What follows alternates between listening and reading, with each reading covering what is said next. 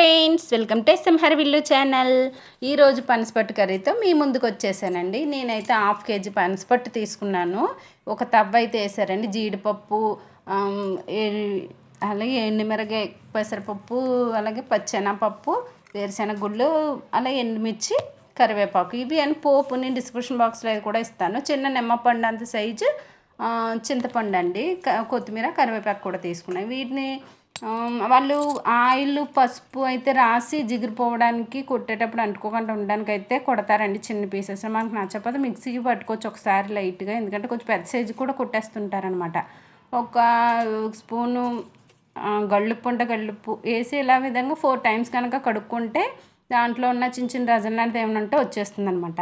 కుక్కర్లో మనం ఈ విధంగా ఆవిరి మీద ఉడికించుకున్నాం అనుకోండి, దాన్ని మనం ఫ్రై చేసుకోవడానికి చాలా నీట్గా బాగా వస్తుందండి. ఎందుకంటే బేగా ఫ్రై అయిపోతుంది అన్నమాట. పచ్చిగా అయితే తినలేము, 4 అంగులకి అట్లకి అది అంటుకుంటుంది ఇంటి జిగర. అదేవిధంగా నేను ఇంకో చిన్నది తీసుకున్నాను. దీంట్లో ఆవు పెట్టుకుందామండి, అందుకని ఆవాలును నువ్వుపప్పు 2 స్పూన్, అదొక స్పూన్, ఇదొక స్పూన్ అయితే తీసుకున్నాను. ఇప్పుడు ఉడికించిన ఈ పనసపొట్టును మాత్రం ఇలా పిండితే కనుక వాటర్ చూడండి ఎలా వస్తుందో, ఈ విధంగా పిండేసుకొని మనం పక్కన పెట్టుకుంటే పొడి పొడిలు ఆడుతూ వస్తుంది అనమాట. దీన్ని మనం ఫ్రై చేసుకునేటప్పుడు ఈ పప్పులు అయితే ఈ కర్రీలో చాలా ఎక్కువ వస్తుందండి. చూడండి ఈ విధంగా అప్పటికే మనకి ఇందులో 60% ఉడికిపోయింది. ఆ కస వచ్చిన వాటర్ అంతా పాడేసుకోవాలన్నమాట. నేను మిక్సీ పట్టుకున్నాను ఆవాల్ని ముద్దలాగా, చిన్న అల్లం ముక్క కూడా తీసుకున్నా. అదేవిధంగా ఈ పోపులు వేయడం వల్ల మనకి పంటికి తగిలి చాలా టేస్ట్ వస్తాయండి. పప్పులు అయితే కొంచెం ఎక్కువగానే పడతాయి దీంట్లోని. పిల్లలు కూడా ఇష్టంగా, చూడడానికి ఎంత బాగుంటుందో తినడానికి కూడా అంత రుచిగా ఉంటుందండి. ఇది బ్రాహ్మణ వంటకం అంటారండి, వాళ్ళు బ్రాహ్మణ్స్ ఎక్కువ వండుకుంటారు.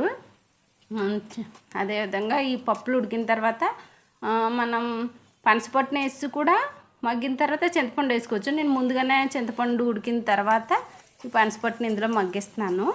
ఇది ముద్ద పట్టుకొని తెచ్చుకున్నాక ఈ పోపు మనం బాగా దగ్గరికి అయ్యేటప్పుడు వేసుకుందామండి. ఇది ఇంట్లో ఎన్ని పోషకాలు అంటే అన్ని పోషకాలు ఉన్నాయండి. బ్రాహ్మణ్స్ కానీ ఏదో వీళ్ళు కూడా ఏం చెప్తారంటే, అసలు ఈ పనసపొట్టు దొరికే సీజన్లోనే వాళ్ళు కార్యక్రమాలు చేస్తుంటారు కదండి, శ్రాద్ధ కర్మలు అవి కూడా ఏంటంటే ఈ పనసపొట్టు దొరికే టైంలోనే చేసుకోవాలన్న అన్ని కూడా అంటారండి. అంటే అంత ఫస్ట్ ప్లేస్ ఇచ్చారనమాట దీనికని చెప్తున్నాను అనమాట. అంత బాగుంటుంది టేస్ట్ కూడా. అదేవిధంగా ఒక మంచి డిష్ పప్పుచారులోకి వాటిలోకి మనం మీరు టేస్ట్ చూడండి. నేను వండే విధంగా ఈ విధంగా కనుక చూసుకుని చేశారంటే చాలా టేస్ట్ అంటే చాలా బాగుంటుంది. అదేవిధంగా ఏంటంటే ఈ పోపు పెట్టిన తర్వాత పిల్లల్ని మనం పసిసార్లు తిన్నా అని అవసరం కూడా లేకుండా ఇంత నీట్గా భలే తింటారండి. చూడండి పప్పుచారులకు కానీ ఈ విధంగా అయిపోయిన తర్వాత ఆ స్టేజ్లో ఉంటే కట్టేసుకోవచ్చు అన్నమాట. పొడి ఆడిన తర్వాత అది కూడా చేదు వచ్చేస్తుంది కాబట్టి ముందుగా వేసుకోకూడదు ఆవపిండి. కొంచెం పులిహోర పోపుకి ఎలా కలుపుతాం ఆ విధంగా కట్టే ముందు ఆ వేడి మీద మగ్గిపోతుంది అనమాట. ముందే అన్ని పప్పులు, అలాగే నువ్వుపప్పు ఇవన్నీ వేసాం కాబట్టి చాలా అంటే చాలా టేస్ట్ వస్తుంది, చాలా బాగుంటుంది అనమాట. నేను చేసే వంటలో ఏమైనా మిస్టేక్స్ ఉన్నా కొంచెం ఎక్స్క్యూజ్ చేసి కామెంట్ చేయండి. ప్లీజ్ సబ్స్క్రైబ్ చేసుకుని ఒక లైక్ అనేది వేయండి.